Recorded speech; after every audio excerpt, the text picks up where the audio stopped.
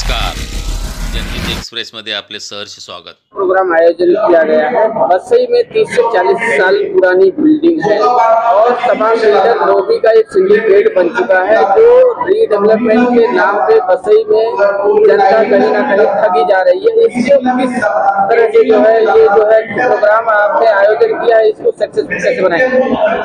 देखिए, वसई में 30 साल पुरानी, 25 साल पुरानी, 40-50 साल पुरानी भी बिल्डिंग्स है, इमारत है, तो उनका स्वयं पुनर्विकास होना जरूरी है। आज तक हमारे पास स्वयं पुनर्विकास का पर्याय उपलब्ध नहीं था। सिर्फ बिल्डर के मार्फत ही हम पुनर्विकास कर सकते थे, लेकिन अभी सम्माननीय मुख्यमंत्री देवेंद्र जी फडणवीस और सम्माननीय प्रवीण भाऊ दरेकर जी, इनके माध्यम से ये स्वयं पुनर्विकास का मार्ग हमें उपलब्ध हुआ है, ये पर्याय उपलब्ध हुआ है। तो इस माध्यम से हम कैसे स्वयं पुनर्विकास कर सकते हैं? ये जो आपने कहा कि बिल्डर की मनमानी चलती है, तो आज तक वसई में ये बिल्डर्स की मोनोपोली चलती थी कि जो वो बिल्डर चाहे, कुछ बिल्डर, सब बिल्डर नहीं, कुछ बिल्डर चाहे वही होता था। तो अभी इसीलिए किसी की भी मोनोपोली नहीं चलेगी। कोई भी एक बिल्डर या 4 बिल्डर के भरोसे पे लोग नहीं है। लोग खुद का विकास, खुद का पुनर्विकास, खुद के घर का पुनर्विकास खुद कर सकते हैं, और वही पर्याय हमने उपलब्ध करके दिया है, और उसके लिए ये कार्यशाला का आयोजन किया। मैडम, दूसरी बात यह है कि बसई में छोटे छोटे रोड है और छोटी छोटी बिल्डिंगें हैं, तो इसमें अभी जो कार्यक्रम के माध्यम से 3 पट यानी 3 FSI से ज्यादा FSI दी जाएगी, या एक घर के बदले 3 घर बन जाएगा, या 400 रुपये 1200 स्क्वायर फीट का घर मिल जाएगा, कैसे पूछते? देखिए, FSI अभी उन्होंने जो मार्गदर्शन में कह रहा है, आप वो जो प्रेजेंटेशन है वो ध्यान से आप सुनिए।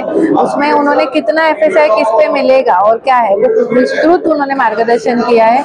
बात जो कह रहे हैं हम कि एक घर के बदले 3 FSI नहीं मिलेगा। जब 300 स्क्वायर फीट का आपका घर है, तो उसके 3 गुना ज्यादा बड़ा स्क्वायर फीट का घर आपको मिल सकता है। आज बिल्डर क्या कर रहा है, 20% या मैक्सिमम 25% उसको बढ़ाई दे रहा है। मतलब समझो 300 स्क्वायर फीट का घर है, तो आपको बढ़ के 400-500 स्क्वायर फीट ही मिलेगा। लेकिन इसमें आप सुनिए तो सही, जवाब तो पूरा सुनिए, तो वो 300 का आपको 900 स्क्वायर फीट, 1000 स्क्वायर फीट का घर मिल सकता है। इसीलिए बातों को कंफ्यूज मत कीजिए, जो बात सीधी है उसको सीधा रखिए। दूसरा लास्ट सवाल ये है कि बड़ा सवाल एक है, सोसाइटी कोऑपरेटिव हाउसिंग सोसाइटी में बसई में तमाम ऐसी कोऑपरेटिव सोसाइटी है जिसमें फंड अवेलेबल नहीं है, और सेल्फ डेवलपमेंट के लिए उनको फंड कहाँ से और कैसे आए? आज की ये जो कार्यशाला है वो उसी के लिए है कि इन सारे सवालों के जवाब आपको इस कार्यशाला में मिलेंगे।